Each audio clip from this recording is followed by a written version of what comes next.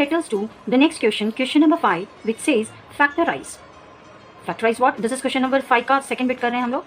यहाँ पे कहा गया है 2x² + y² + 8z² minus 2√2xy plus 4√2yz plus minus 8xz. इसको हमें फैक्टराइज करना है. जैसे कि मैंने पहले बोला, फैक्टराइज का मतलब है कि हमें कोई चीज़ एक्सपैंडेड फॉर्म में दे रखी है, हम उसे रिड्यूस करना है, छोटा करना है. जैसे कि हमें ये दे रखा है, हमें ऐसे चेंज करना है.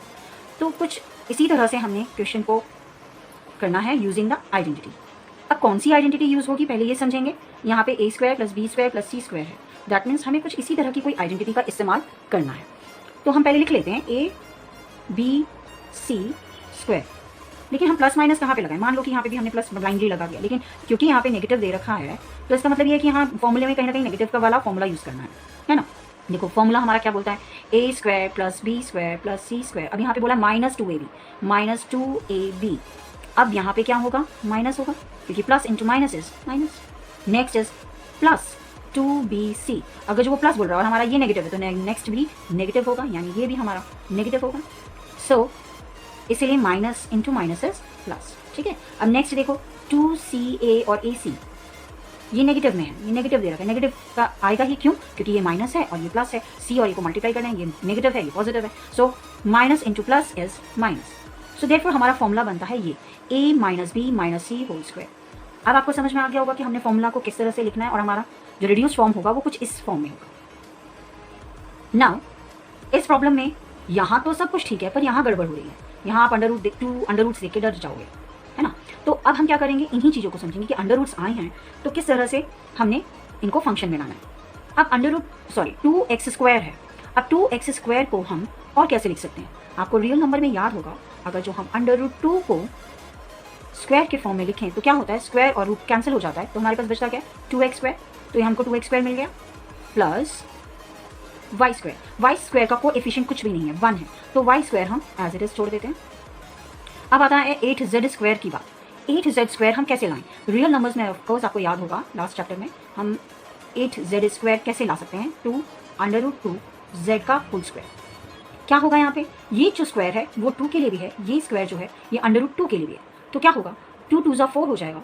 4√2 जो है स्क्वायर और √2 कट जाएंगे, तो 4 × 2 इज 8z². अलग से समझते हैं इस बात को. जब हम √2 को √2 से मल्टीप्लाई करते हैं तो हमको आंसर आता है √2 का स्क्वायर. जो हम स्क्वायर और रूट को कैंसिल कर देते हैं तो हमें 2 बचता है.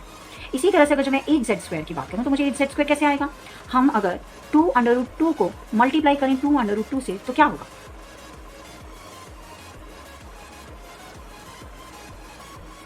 सॉरी यहाँ पे आप स्क्वायर ले सकते हैं, तभी इसको सॉल्व कर पाएंगे हम. 2√2². मैंने यहाँ पे 2√2² लिया है, तो इसको कैसे करना है.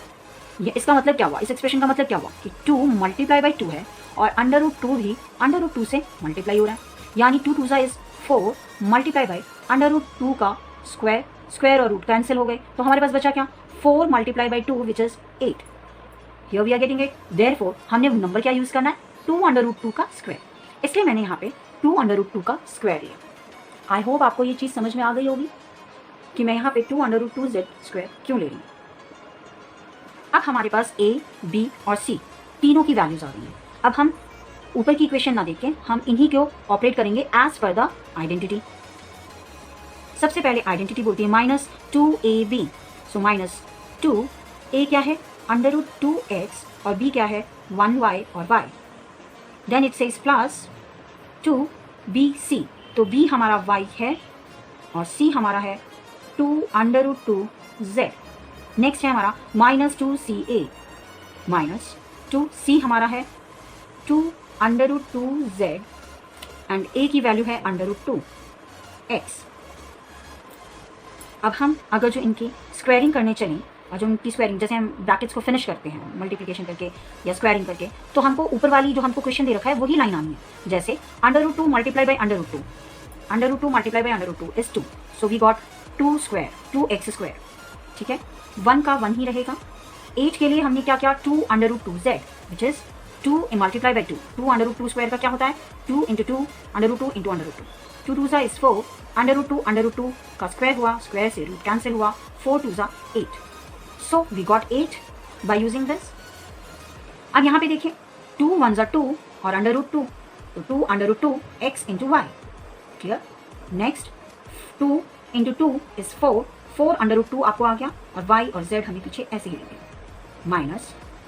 अब यहाँ पे देखिए 2 इंटू 2 अंडर रूट 2 इंटू अंडर रूट 2, ये सेम वही कंडीशन आ गई जो हमने यहाँ पे यूज करी। 2 इंटू 2 अंडर रूट 2 इंटू अंडर रूट 2, अंडर रूट 2 का स्क्वायर, 2 2 इज 4, स्क्वायर से root cancel, 4 2 is 8, so will get 8xz। सो हम लोगों ने इसको बहुत हद तक फैक्टराइज कर लिया। अब फैक्टराइज करना है तो ये फॉर्मूला किसका है, a minus b minus c का होल स्क्वायर।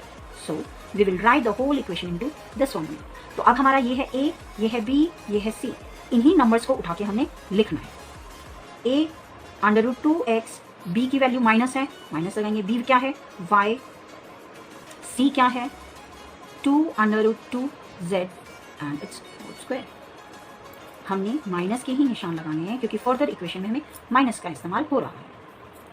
सो हमारी इक्वेशन जो है वो आइडेंटिटी के साथ फुल्ली मैच हो गई और hence we have completed the factorization. Now let us do chapter 2 polynomials question number 6 का fourth bit.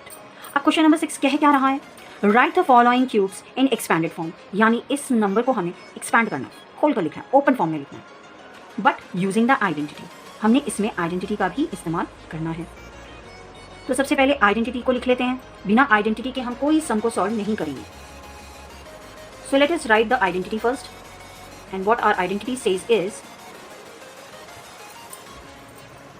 a minus b whole cube equals to a cube minus b cube minus 3ab into a minus b, a cube minus b cube minus 3a square b into, जब हम multiply करेंगे तो a into a is a square, बाकी का सब same, 3 into b, 3ab into b is 3ab square, minus minus is plus. अगर जो आपको ये ना समझ में आए तो आप इसी ऊपर वाले की लाइन को यूज़ करके, आइडेंटिटी को यूज़ करके अपना सम को सॉल्व कर सकते हैं। कैसे, देखिए अब ये हमारा a है और ये हमारा b है। Now the formula says a cube, will write x cube minus b cube 2/3y whole cube minus 3a is x and b is 2/3y into a minus 2/3y। ये हमारा a है, ये हमारा b है। हमने जहाँ जहाँ a आया वहाँ वहाँ x को डाला, जहाँ b आया वहाँ 2/3y को डाला। इस तरह से हमने सारी इक्वेशन लिख ली। Now let us finish the brackets. इस ब्रैकेट्स को ख़त्म करें। x क्यूब, इसका कोएफिशिएंट 1 है तो इसको हम ऐसे ही लिख लेंगे, which is x cube minus, अब 2 का क्यूब निकालेंगे फिर 3 का भी क्यूब लिखेंगे। 2 का क्यूब क्या हुआ 8 और 3 का हुआ 3 3 3 9 9 3 27 y cube minus 3 1 3 3 2 6, it is 6/3 x into y. फिलहाल इसको हम ऐसे ही लिख लेंगे और अगर जो यहाँ पे कोई टर्म रिड्यूस की जा सकती है तो उसे रिड्यूस करेंगे, जैसे कि यहाँ पे 3 1 3 3 2 6, ये रिड्यूस हो गई।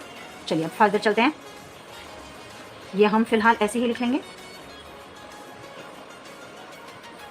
2xy into x minus 2/3y, x cube minus 8/27 y cube minus, अब मल्टीप्लाई करेंगे हम 2xy को x से भी करना है, 2xy को नेक्स्ट 2/3y से भी करना है। सबसे पहले हम इन दोनों को मल्टीप्लाई कर लेते हैं।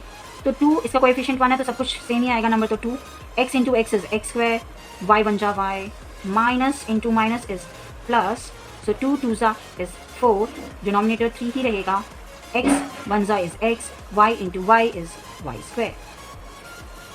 फर्दर इसमें कोई भी हम एडिशन सब्ट्रैक्शन नहीं कर सकते हैं क्योंकि यहाँ पर कोई भी सिमिलर टर्म्स या लाइक टर्म्स हैं ही नहीं। सो यहाँ पे हमारा आंसर खत्म हो जाता है। ध्यान से समझिए इस क्वेश्चन को।